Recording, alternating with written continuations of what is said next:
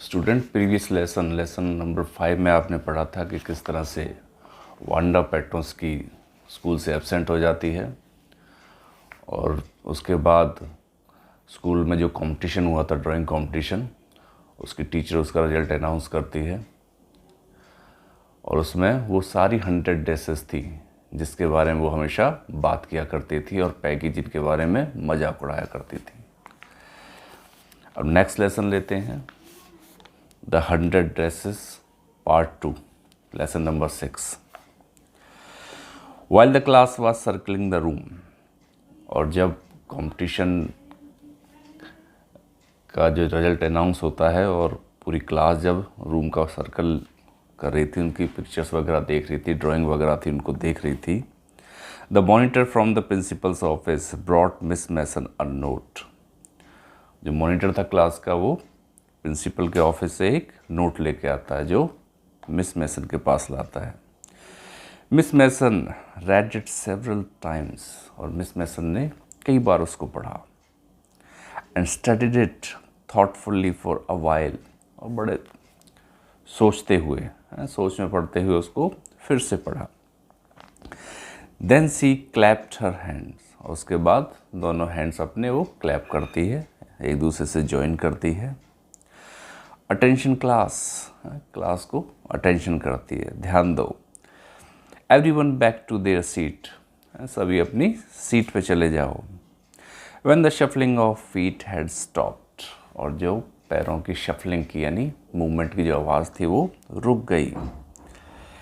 And the room was still and quiet, और कमरा पूरी तरह से शांत हो गया। मिस मैसन सेड, फिर मिस मैसन ने कहा, I have a letter from Wanda's father that I want to read to you. मेरे पास वांडा के फादर का एक लेटर है जिसे मैं तुम्हारे लिए पढ़ना चाहती हूँ। Miss Mason stood there a moment, एक मोमेंट के लिए, थोड़ी देर के लिए वो वहाँ खड़ी रही। And the silence in the room grew tense and expectant, और जो कमरे के अंदर जो साइलेंस थी, शांति थी, वो और बढ़ गई, टेंस हो गई थोड़ी सी, थोड़ा सा तनाव वाला माहौल था। एंड एक्सपेक्टेंट, और वो एक्सपेक्ट करने लगे, आशा करने लगे कि क्या होगा, टीचर किसके बारे में वो बताएगी। The teacher adjusted her glass से स्लोली, अपने ग्लासेस होते हैं उसके चश्मे को धीरे से वो एडजस्ट करती है, डेलिब्रेटली, जानबूझ को उसको एडजस्ट करती है। Her manner indicated that what was coming, और जिस तरह से वो रिएक्ट कर रही थी और वो दिखा रहे थे कि क्या वो बोलने वाले थे, क्या आने वाला था। This letter from Wanda's father, और बताती है कि ये लेटर वांडा के फादर की तरफ से है।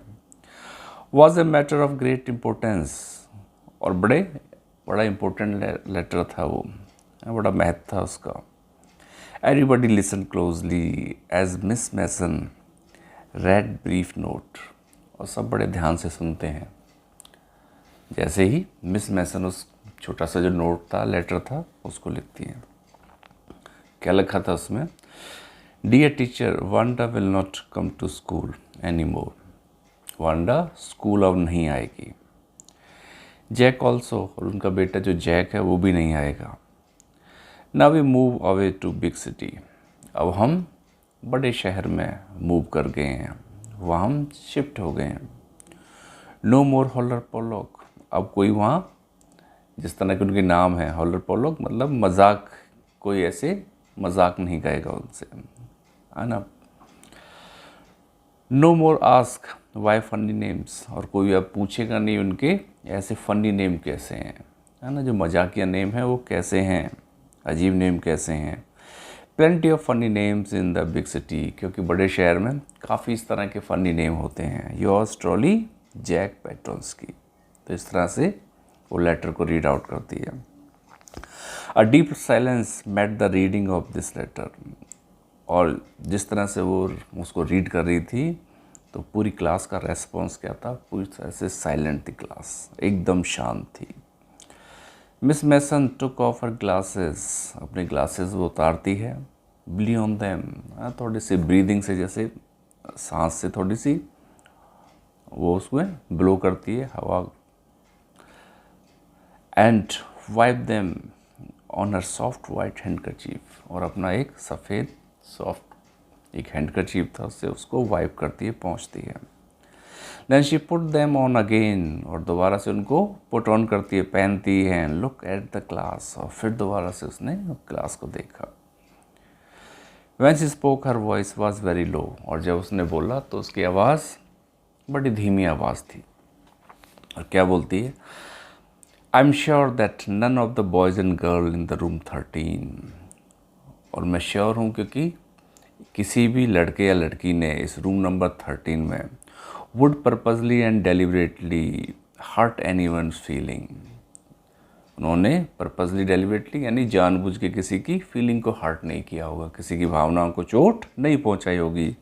बिकॉज हिज और her name happen to be a long unfamiliar one, क्योंकि उनका वांडा का उसके ब्रदर का जो नाम था वो अनफेमिलियर था, है ना, ऑर्डिनरी नेम नहीं था और बड़ा लंबा नाम था। क्योंकि उनका नाम इस तरह था तो शायद किसी ने उनका मजाक नहीं उड़ाया होगा, उनकी फीलिंग्स को हर्ट नहीं किया होगा। I prefer to think that what was said in thoughtlessness, और मैं सोचती हूँ कि जो भी कहा गया होगा और वो थॉटलेसनेस बगैर सोचे समझे कहा गया होगा, यानी सीरियसनेस नहीं होगी, जानबूझ के किसी ने नहीं कहा होगा। I know that all of you feel the way I do, और मुझे पता है कि आप भी उसी तरह से सोच रहे हो जिस तरह से मैं सोचती हूँ। That this is a very unfortunate thing to have happened, क्योंकि ये जो घटना घटी है दैट इज़ अनफॉर्चुनेट, बड़ी दुर्भाग्यपूर्ण घटना है। अनफॉर्चुनेट एंड सैड, दुर्भाग्यपूर्ण एंड सैड, बड़ी उदासी वाली है बहुत। And I want you all to think about it, और मैं चाहती हूँ कि आप सभी इसके बारे में सोचो। The first period was a study period, जो पहला पीरियड था उसके बाद वो स्टडी पीरियड था, पढ़ाई होती है उसमें। Maddie try to prepare her lesson, और मैडी कोशिश करती है अपना लेसन तैयार करने की कोशिश करती है। But she could not put her mind on her work, लेकिन अपना ध्यान नहीं लगा पाती है, काम में उसका ध्यान नहीं लगता है। She had a very sick feeling in the bottom her stomach, और उसके स्टोमक में बड़ी फीलिंग ऐसे होती है, सिक फीलिंग, जैसे वो कि बीमार है, उसके पेट में जिस तरह से उसको लगता है, महसूस होता है। True, she had not enjoyed listening to Peggy ask Wanda, और उसने कभी एन्जॉय नहीं किया, कभी इसमें उसको मज़ा नहीं आया कि जब पैगी वांडा से क्वेश्चंस पूछती थी। और कौन सी question? How many dresses she had in her closet, जो उसके क्लोजेट में, उसके अलमीरा में कितनी ड्रेसेस हैं। But she had said nothing, लेकिन उसने कुछ नहीं कहा था। मैडी की भी गलती है, मैडी ने कभी अपोज नहीं किया। She had stood by silently, और वो चुपचाप वहाँ खड़ी रहती थी। And that was just as bad as what Peggy had done, और ये उतना ही बुरा था जितना पैगी ने किया था। वर्स, शायद उससे भी बुरा था। शी वॉज अ कॉवर्ड, और वो कॉवर्ड थी, कायर थी, डरपोक थी। At least Peggy hadn't considered they were being mean, क्योंकि पैगी ने तो कभी कंसीडर ही नहीं किया, ये सोचा ही नहीं, समझा ही नहीं कि वो मीन है ना, बड़ा चीप तरीके से, मीन वे में वो उससे बिहेव कर रहे हैं। बट शी, लेकिन उसने तो सोचा था, Maddie had thought they were doing wrong, Maddie ने तो सोचा था कि वो गलत कर रहे हैं। She could put her self in Wanda shoe, वो अपने आप को वांडा के शू में पुट समवंस शू कहते हैं, अपने आप को किसी दूसरे की स्थिति में रख के सोचना, कि वो वांडा की सिचुएशन में रह के सोच सकती थी। Goodness, wasn't there anything she could do, क्या ऐसा कुछ भी नहीं था जिसको वो नहीं कर सकती थी। If only she could tell Wanda she hadn't meant to hurt her feeling, और कम से कम वो वांडा को बता तो सकती थी कि मैं उसकी फीलिंग को हर्ट नहीं करना चाहती हूँ, उसकी भावनाओं को आहत नहीं करना चाहती हूँ। She turn around and stole a glance at Peggy, और थोड़ा सा मुड़ती है, एक ग्लांस, एक नज़र पैगी की तरफ डालती है। But Peggy did not look up, लेकिन पैगी ऊपर नहीं देखती है। She seems to be studying hard, और ऐसे लग रहा था कि वो बड़े हार्ड तरीके से वो मेहनत कर रही है, पढ़ रही है। वेल, वेदर पैगी फेल्ट बैडली और नॉट, क्या पैगी इस तरह से महसूस करेगी, उसको बुरा लगेगा या नहीं लगेगा। She Maddie had to do something, लेकिन मैडी को ही कुछ ना कुछ करना पड़ेगा। उसको बुरा लगे या ना लगे, लेकिन मैडी को कुछ करना पड़ेगा। She had to find Wanda Petroski, उसको वांडा पेट्रोस्की को ढूंढना पड़ेगा। Maybe she had not yet moved away, शायद अभी उसने मूव नहीं किया हो, नहीं गई हो शायद वहाँ से। May be Peggy would climb the Heights with her, और शायद पैगी भी वो पूरी हाइट्स, यानी जो बॉगिन हाइट्स थी, वहाँ उन हाइट्स को चढ़ के जाए, माउंटेन तक उसके साथ चले, उसके घर तक चले।